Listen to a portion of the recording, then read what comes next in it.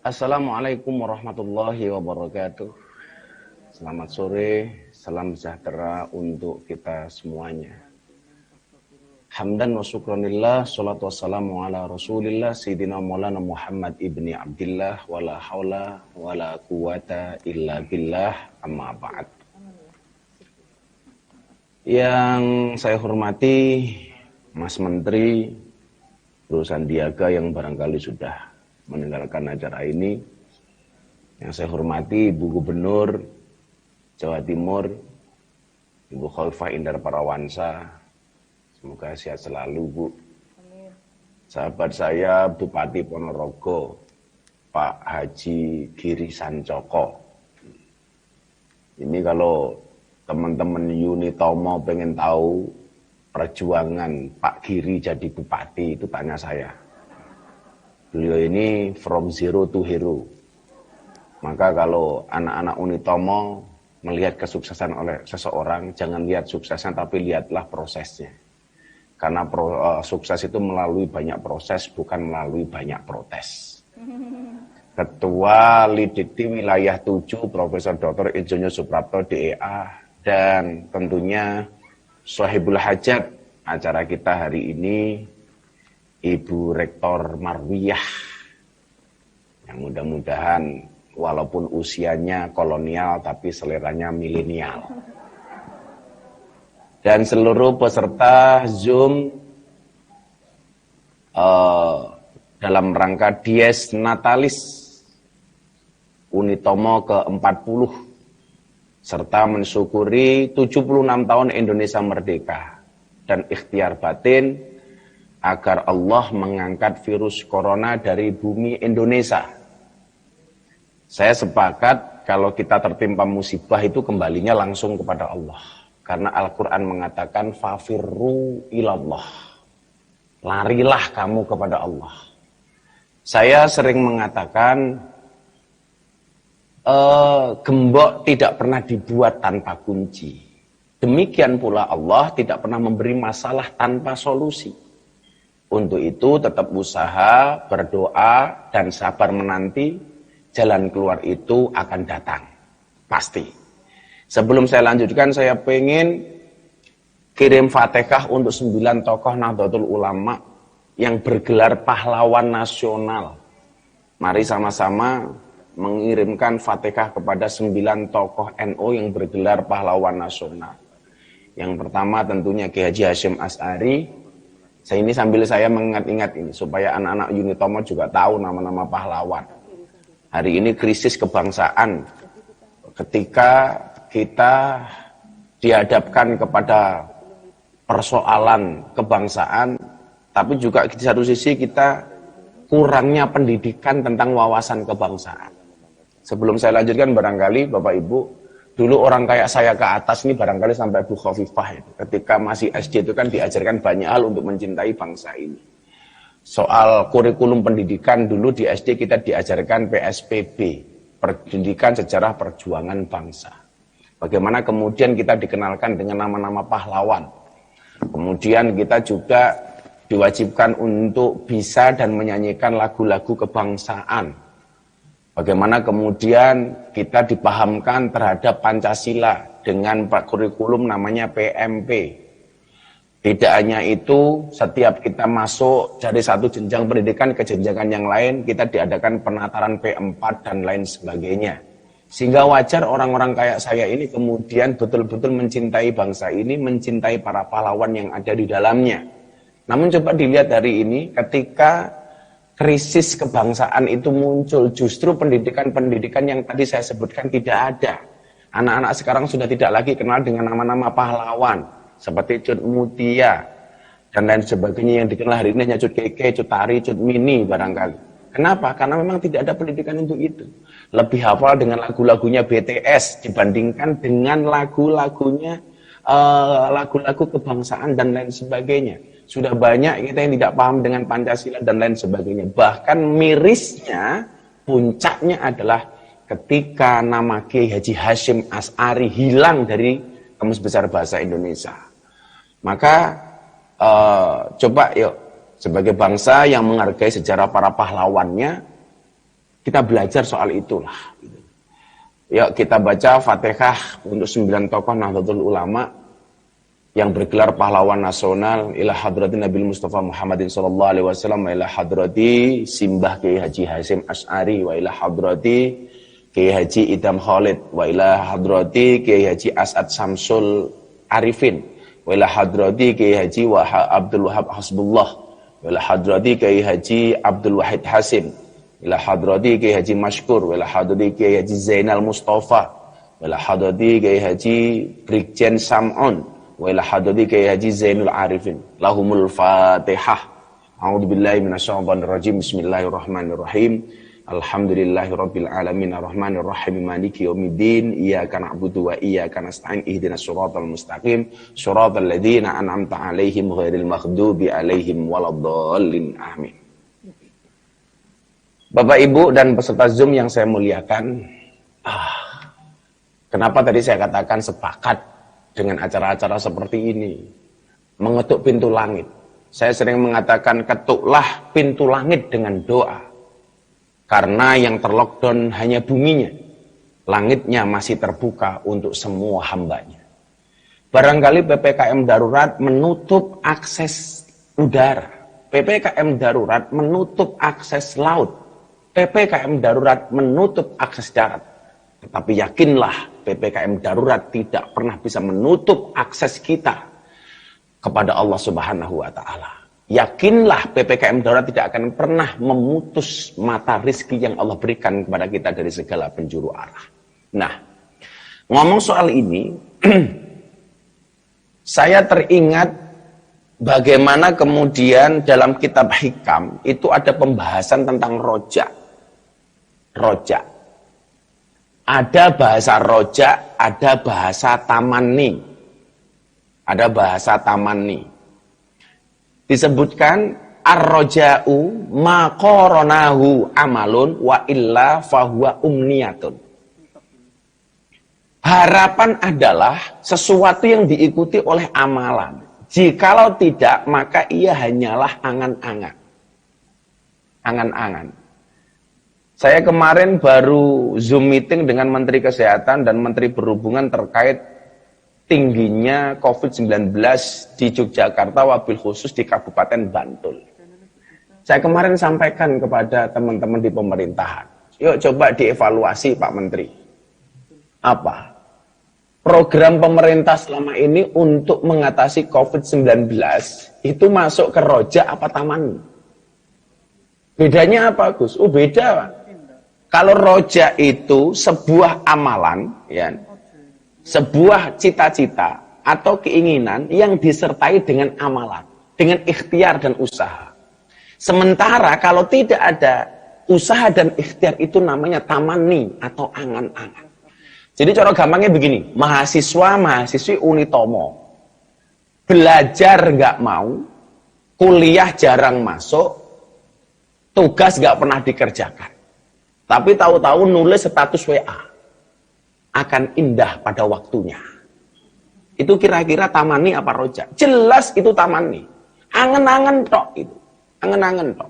Nah, saya pengen kita ini menghadapi COVID ini dengan penuh harapan. Artinya apa? Artinya apa? Ada rencana yang kemudian kita realisasikan dengan amalan dan perbuatan. Dengan amalan dan perbuatan. Jadi, kalau secara gampangnya begini, Imam Abi Thalib itu kan pernah mengatakan, musibah terbesar adalah hilangnya harapan. Hilangnya harapan. Nah, menurut para ahli, imunitas itu kan bisa naik, salah satunya adalah dengan harapan baik dan optimisme. Ketika harapan baik ini kita munculkan, optimisme ini kita galakkan, maka immunity itu akan naik. Sementara hari ini kita melihat persoalan COVID ini, ya nyuwun sewu, lebih banyak nakut-nakutinya itu. Jadi, lebih banyak larangan-larangannya tanpa solusi. Saya kasih contoh umpamanya. Kalau orang kaya itu ngomongnya ya prokes. Orang punya uang itu ngomongnya ya prokes. Tapi bagi orang miskin, apa yang diharapkan? Cuma satu, makan. Artinya, Kalau orang kaya, orang pemerintah, pejabat menghendaki orang miskin ini prokes, sebenarnya gampang. Apa? Ya dikasih makan. Itu kan solutif gitu. Itu kan solutif. Nah, hari ini saya melihat program kita menyelesaikan COVID ini lebih kepada lebih banyak tamaninya dibandingkan rojaknya. Lebih banyak angan-angannya dibandingkan harapannya. Maka walaupun harapan baik itu sebenarnya meningkatkan imun, kita tidak mendapati itu. Berita yang keluar itu selalu menakutkan saja. Selalu nakut-nakuti dan lain sebagainya. Makanya coba disampaikan oleh Ibnu Athaillah As-Sakandari. Harapan dan angan-angan adalah dua perkara yang serupa. Tetapi datang melalui saluran yang berlainan. Lalu meninggalkan kesan yang berbeda. Ar-roja atau harapan memberi daya hidup bagi seorang hamba dengan keinginan positif untuk beramal ibadah. Sedangkan angan-angan adalah sifat negatif, di mana pelakunya yang keinginan besar, tapi tak mampu melakukan apapun. Itu jadinya tak lebih hanya mimpi atau lamunan saja. Atau lamunan saja. Yang saya sering bilang itu di YouTube itu, kerja ora gelem, megawe ra gelem, usaha ra gelem, macul ra gelem. Kok tahu-tahu bikin status akan indah pada waktunya. Ndang tanginya turumu miring, mimpimu elek, saya bilang. Sama halnya saya menasihati santri. Ngaji ra gelem, enggak manut, enggak pernah masuk kelas, enggak pernah pegang kitab, tahu-tahu bikin status akan jadi kiai pada waktunya. Lah dari mana? Itu namanya tulul amal, dan tulul amal itu hukumnya haram, Bapak Ibu. Hamba yang menggunakan akalnya ialah hamba yang senantiasa melakukan muhasabah atau introspeksi dan bersiap untuk menghadapi hari esok. Sedangkan yang memperturutkan hawa nafsunya dan menggantungkan diri pada angan-angan tanpa arah yang jelas kosong, tanpa arah yang jelas dan kosong. Itu yang kemudian disampaikan oleh Ibnu Athaillah As-Sakandari. Roja dan tamani, pengharapan atau roja ialah sesungguhnya yang disertai dengan perbuatan. Kalau tidak demikian, maka ia hanya angan-angan atau hayalan. Jadi harapan-harapan baik ini kemudian yuk dibarengi dengan amalan-amalan yang baik. Salah satunya apa? Tentunya salah satunya dengan cara berdoa seperti ini. Minta sama Allah. Saya sering mengatakan, ketika sebuah persoalan, kita gantungkan langsung kepada langit, kepada Allah, maka tidak akan pernah terhenti pengharapan itu. Dikatakan oleh Ibnu Athaillah As-Sakandari, mata waqafa matlabun anta tolibu birabbika wala tayassara matlabun anta tolibu binafsika. Tidak akan pernah terhenti sebuah permintaan ketika kamu sandarkan permintaanmu hanya kepada Tuhan. Dan tidak akan pernah menjadi mudah sebuah persoalan, sebuah permintaan ketika kamu percaya dengan kemampuan. Maka saatnya kemudian apa? Kita ketuk pintu langit. Kita minta sama Allah. Supaya pandemi ini segera berakhir. Kita ingat ketika Nabi Yunus alaihissalam masuk ke dalam perut ikan. Yang dia lakukan hanya satu. Memperbanyak doa dengan doa la ilaha illa anta subhanaka inni kuntu minadz zalimin. La ilaha illa anta subhanaka inni kuntu minadz zalimin. La ilaha illa anta subhanaka inni kuntu minadz zalimin. Ikhtiar ulama Nahdlatul Ulama umpama dengan memperbanyak bacaan li khamsatun udfi biha dan seterusnya. Kalau kemudian kita mengamalkan ijazah dari abah kita Maulana Habib Lutfi bin Yahya Pekalongan, beliau mengijazahkan kepada kita sholawat Allahumma sholli ala sayyidina Muhammadin wa ala ali sayyidina Muhammadin bi'adadi kulli da'in wa dawain. Saya ulang, ini ijazah dari Habib Lutfi. Mungkin yang belum tahu bisa Anda amalkan karena ijazah ini sifatnya umum. Untuk teman-teman Unitomo, Allahumma sholli ala sayyidina Muhammadin wa ala ali sayyidina Muhammadin bi'adadi kulli da'in wa dawain. Allahumma sholli ala sayyidina Muhammadin wa ala ali sayyidina Muhammadin bi'adadi kulli da'in wa dawain. Atau kita menggunakan ijazahnya Mbah Jat Nganjuk yang kemarin baru saja meninggal. Alhamdulillah sampai beliau meninggal sama sekali tidak tersentuh COVID. Ijazah dari beliau apa? Setiap habis sholat 5 waktu, membaca satu ayat dalam surat Yasin, salamun qawla mir rabbir rahim, dibaca 8 kali, kemudian ditiupkan ke tangan, kayak epek-epek, kemudian di, apa lagi bahasa Indonesia ini, kemudian kita raupkan gitu, apa bahasa Indonesia itu. Diusapkan ke wajah. Ini beliau mengatakan sebagai masker ghaib. Selain masker zahir yang kita pakai, seperti Bapak Ibu itu, kemudian kita lapisi dengan masker ghaib. Sekali lagi, ini jasa juga bersifat umum, minta disampaikan kepada semuanya, membaca salamun qawlam mir rabbir rahim sebanyak 8 kali. Coba kita baca bareng-bareng. Bismillahirrahmanirrahim. Salamun qawlam mir rabbir rahim. Salamun qawlam mir rabbir rahim. Salamun qawlam mir rabbir rahim. Salamun qawlam mir rabbir rahim. Salamun qawlam mir rabbir rahim. Salamun qawlam mir rabbir rahim. Salamun qawlam mir rabbir rahim. Salamun qawlam mir rabbir rahim. Kemudian ditiupkan di tangan dan diusapkan ke wajah. Ini ikhtiar memang harus kita lakukan. Maka, yuk bareng-bareng teman-teman Unitomo memberikan harapan ke depan yang lebih baik. Bagaimana caranya supaya kita mempunyai harapan yang lebih baik? Menurut Imam Al-Ghazali, Bapak Ibu, awal mula seseorang berbuat baik atau buruk, itu awalnya dari mana? Dari mata yang melihat dan dari telinga yang mendengar. Rata-rata di antara kita mengatakan orang berbuat baik atau buruk itu awalnya pasti dari dalam hati. Salah, Bapak Ibu. Imam Al-Ghazali mengatakan orang berbuat baik atau buruk itu awalnya berangkat dari mata yang melihat dan dari hati yang mendengar. Contoh, maka nggak ada di dunia ini orang yang buta dan tuli sekaligus. Coba Anda lihat, nggak akan ada orang yang buta dan tuli sekaligus. Kalau orang buta, bisu, biasa. Orang budak, bisu, biasa. Tapi kalau Anda mencari orang yang buta plus budak, itu pasti tidak ada. Kenapa? Karena ini adalah jalan hidayah. Kalau Anda mendapati orang yang bisu, yang budak dan buta, dari mana kita mau ngajak dia untuk berbuat baik?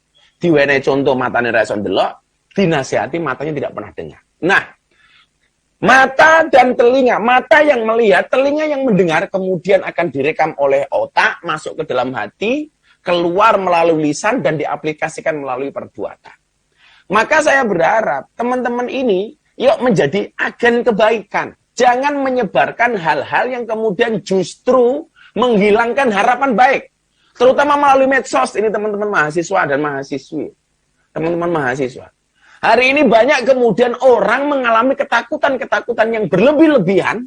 Gara-gara apa? Gara-gara mata yang melihat dan telinga yang mendengar. Maka saya sering kasih contoh Bapak Ibu. Coba Anda jawab pertanyaan saya. Mbak Cita tadi hostnya coba Anda hidupkan mikrofonnya Mbak. Coba Anda jawab pertanyaan saya mewakili yang hadir. Mbak Cita. Bayangkan kalau Mbak Cita ini berada di tengah sungai, naik perahu, kemudian perahunya bocor, dan di samping perahu Mbak Cita ini banyak buaya. Apa yang Anda lakukan? Buaya darat apa buaya beneran ini, Gus? Buaya beneran. Anda berbayangkan Mbak Cita berada di tengah sungai, naik perahu, perahunya bocor, di samping perahu itu banyak buaya. Apa yang Mbak Cita lakukan? Kayaknya pasrah, Gus, saya, Gus. Pasrah. Mohon perlindungan kepada Allah. Pasrah. Nggih. Ini jawabannya benar tapi kurang benar. Ngaten nggih. Jawabannya apa? Jawabannya sederhana saja. Tadi saya sampaikan, bayangkan kalau Anda berada di tengah sungai, naik perahu, kemudian perahunya bocor. Di samping perahu itu banyak buaya. Apa yang harus kita lakukan? Yang harus kita lakukan cuma satu, Mbak. Apa? Berhenti membayangkan. Siap, Gus, siap. Nggih. Tadi saya bilang bayangkan. Tiwas dredeg. Rusaknya kita hari ini, kenapa kemudian kita hari ini begitu ketakutan dan lain sebagainya? Karena bayangan-bayangan yang sebenarnya belum tentu terjadi. Ya. Maka sering saya sampaikan, kecemasan itu adalah ilusi buruk tentang masa depan. Daripada kita membuang-buang waktu untuk cemas, mendingan mempersiapkan diri untuk menghadapi. Saya ulangi, kecemasan itu adalah ilusi tentang masa depan. Daripada kita membuang-buang waktu untuk cemas, mendingan mempersiapkan diri untuk menghadapi. Hari ini banyak di antara kita yang stres gara-gara apa? Gara-gara bayangan-bayangan yang sebenarnya belum tentu terjadi. Nanti kalau pandemi ini nggak rampung-rampung bagaimana? Kalau PPKM terus diperpanjang ini bagaimana? Dan seterusnya. Dan seterusnya. Sehingga apa? Itu semua pada akhirnya akan menurunkan imunitas kita. Ketakutan. Padahal solusinya yang diberikan oleh Allah jelas. Tidaklah Allah memberikan masalah kepada kita, kecuali jauh hari Allah telah memberikan solusinya. Maka Bapak Ibu, sekali lagi saya apresiasi Ibu Rektor dengan acara kita sore hari ini. Mudah-mudahan ada harapan yang disertai dengan amalan yang kemudian bisa menjadi solusi bagi kita pagi hari ini. Tapi yang jelas, ingat, musibah yang membuatmu dekat dengan Allah lebih baik daripada kenikmatan yang membuatmu lupa mengingatnya. Musibah yang membuatmu dekat dengan Allah lebih baik daripada kenikmatan yang membuatmu lupa mengingatnya. Musibah itu mengecil jika dirahasiakan, membesar jika dikeluhkan, terurai jika diadukan pada Allah, merumit jika diumbar pada manusia. Itu yang mungkin barangkali saya sampaikan. Mudah-mudahan apa yang kita lakukan ada rojak bukan tamani. Sebenarnya kalau saya secara pribadi bosan banget dengan acara-acara Zoom seperti ini karena sekian banyak Zoom yang harus kita lakukan. Tetapi apapun itu karena kita protokol mengikuti anjuran pemerintah, ya kita lakukan. Sebenarnya pengen banget saya hadir langsung di Utomo atau minimal di Masjid Al-Akbar umpama. Itu betul-betul rindu.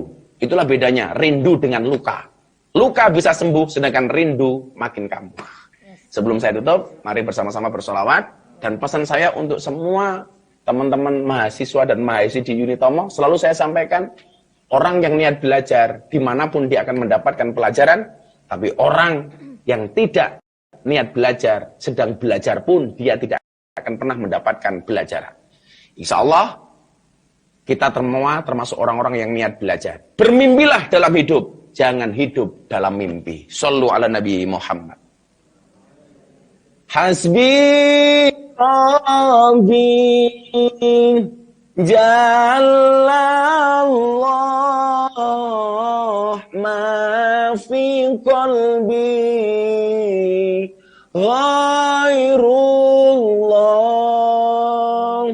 Nur Muhammad Sallallahu la ilaha illallah. Bareng-bareng. Hasbi Rabbi Jalallah.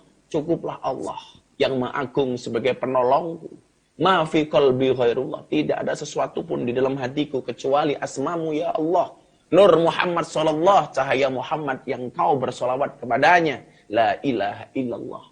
Tidak ada Tuhan kecuali Allah. Hasbi Rabbi Jalallah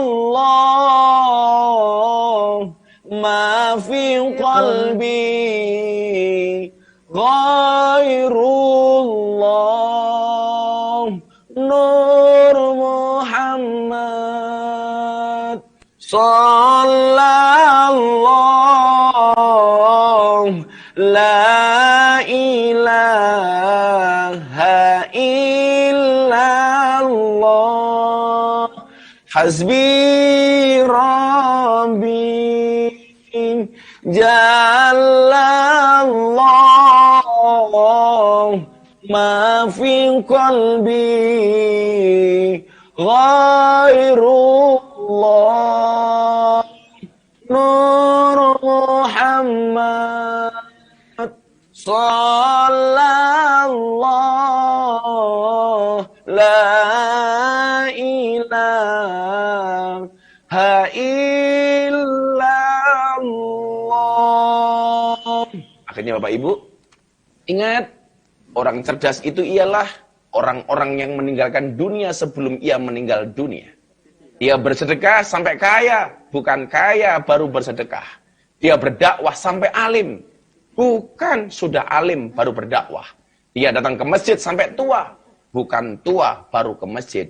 Dan dia beramal sampai ikhlas, bukan ikhlas baru beramal. Terima kasih. Wallahul muwaffiq ila aqwamit thoriq wal afu minkum. Assalamualaikum warahmatullahi wabarakatuh.